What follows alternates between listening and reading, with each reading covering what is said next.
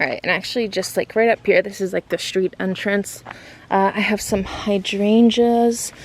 These are the smooth hydrangeas. They only get like, they're fairly small. So they will be blooming. They have buds on them, which is great. I got these massive weeds that, ooh, yeah, I gotta take care of this stuff. Actually, I just need to plant ground covers. The ground covers and this stuff won't happen. This is, I think, a flea bane, but I really don't want it here. Oh, look at those roots. Oh my gosh. So, yeah, let me just rip these up. Yeah. I really need to get with it. Why have I not been out here, you might ask? Kind of asking myself that same question, but really it has just been astronomically hot. Like, I don't even know why we're in the mid to upper 80s right now, and also I'm in an area where it's very humid, so there's some azaleas tucked in there. Yeah, these azaleas are out of bloom. Oh, this is fleabane. You might see this like a frizzly daisy type of plant. It's small. They also bloom in pink, but these are native, so keep them around. And check out this salvia.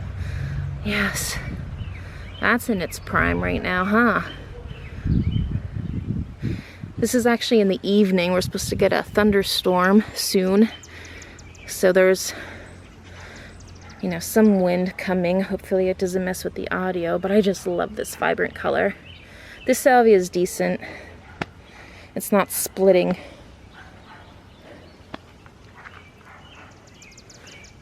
All right.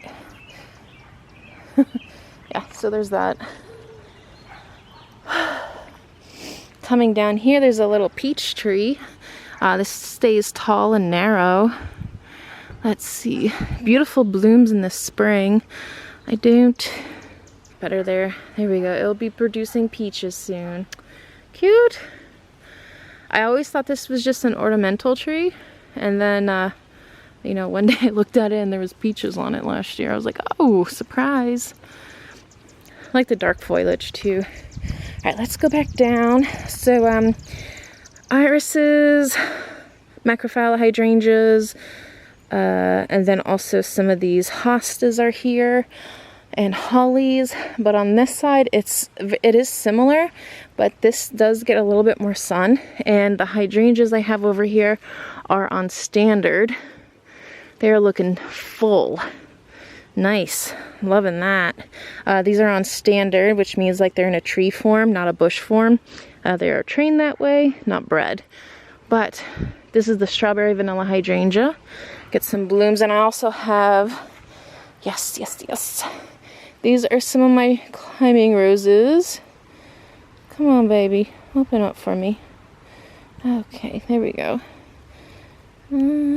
These are some of the roses that I received from Heirloom Roses. I purchased them maybe 3 years ago, and this is probably the second year that it's in this spot. If you know me, I move plants around a lot. So, oh, but that's nice. And I just want them crawling up along this chain link fence here. That is the goal. Yeah, see, grass is my arch nemesis. Oh, I can't stand it. Just, can't stand it. Ugh.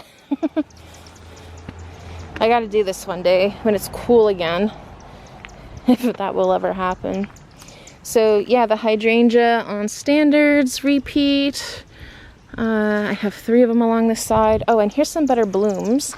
See, check that out. Beautiful. It has more purple color in person. In camera, it's definitely picking up more pink. So I figured I'd throw that out there. And yeah, it's just, I want it to ramble along this chain link fence here. Got some buttercups that we really don't have the heart to pull. And honestly, why would we? Like, pull the grass, you know? Buttercups are fine. Oh, and these things, oh, these sumacs. Ugh. I gotta get rid of those, but I have to actually cut them with a scissor and then put, like, paint a killer on it to really get it. And sometimes that doesn't even work. Alright, here's some more hydrangeas, and yeah, I got some suckers. See, it's meant to be a bush, so kind of wants to keep going into a bush form. So you just kind of have to keep taking off the suckers over time. I think the cats are actually scratching at this.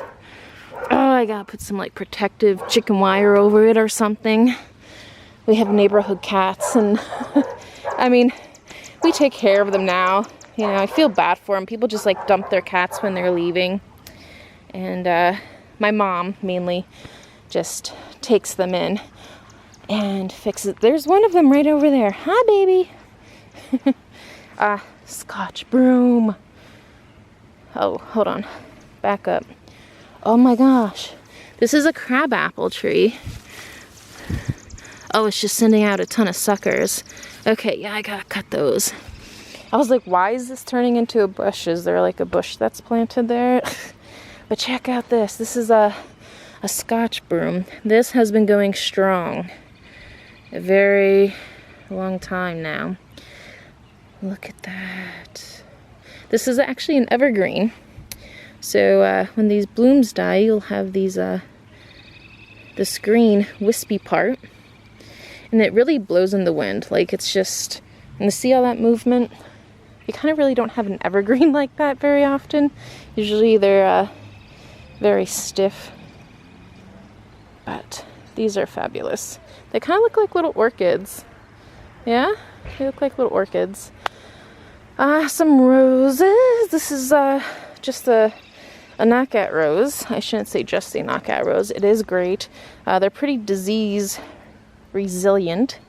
So lots of buds on there that are going to be popping in a few days. The only thing that I don't like about the roses is that, you know, these hybrids now, they don't have any scent to them. Look at this massive weed. Ah, dang it. I gotta wash my hands soon. Come on, get by the root, baby. Get it, get it, get it, get it. Oh, that was satisfying. Yes. Yes. Alright, so yeah, so irises are kind of dotted everywhere around because there's an abundance of them. And this is going to be, well, this is sweet autumn clematis up against the fence here. It will be blooming shortly. Wonderful scent. And another hydrangeas.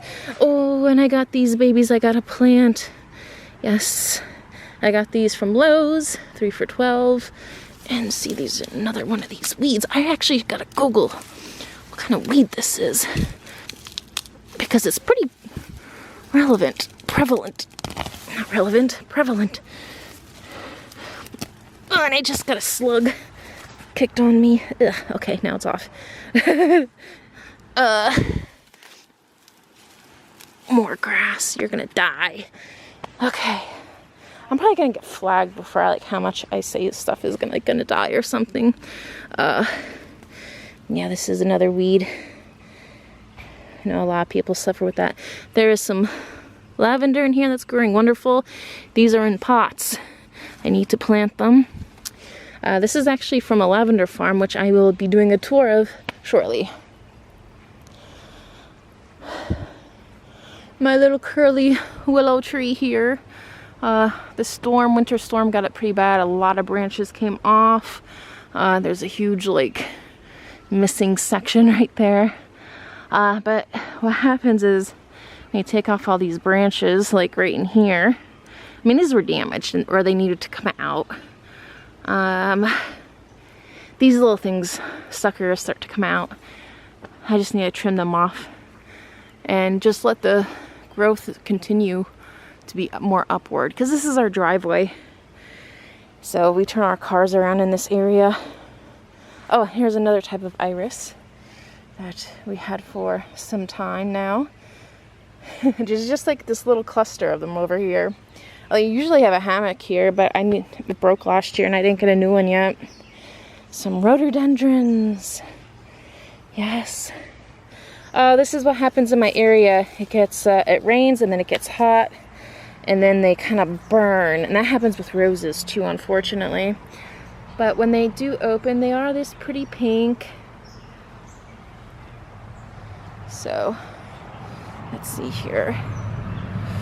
This is a sedum, which I should probably do a video of. I know I did one like maybe 2 years ago. It's how to grow autumn joy sedum.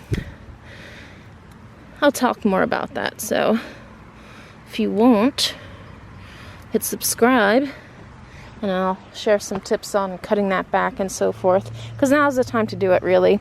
I'm in Pennsylvania, zone 6B.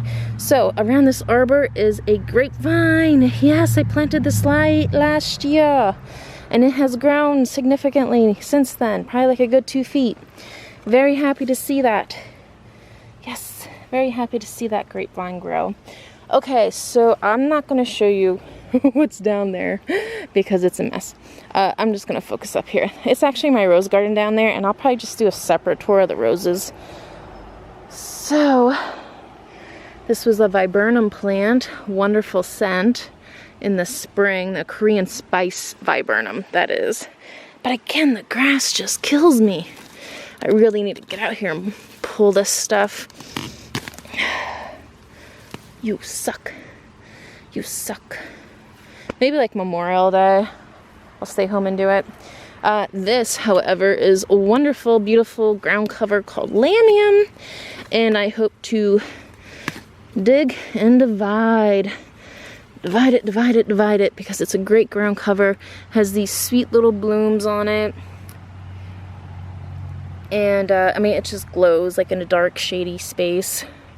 This is semi-shaded, but it can handle full sun. Japanese maple, cypress, evergreens. Oh, and here we go, some more. Look at this. This lamia is just taken over. Wonderful, and it's not like really, really aggressive where it won't allow other things to come up, but it's kind of like the ground cover I need, like everywhere. Irises and more scotch broom down there. Yay. Loving this. Okay, so we actually have a viburnum here, brandywine viburnum with the pink and blue berries that will emerge in the summer. Hydrangea on standard. Oops, gosh.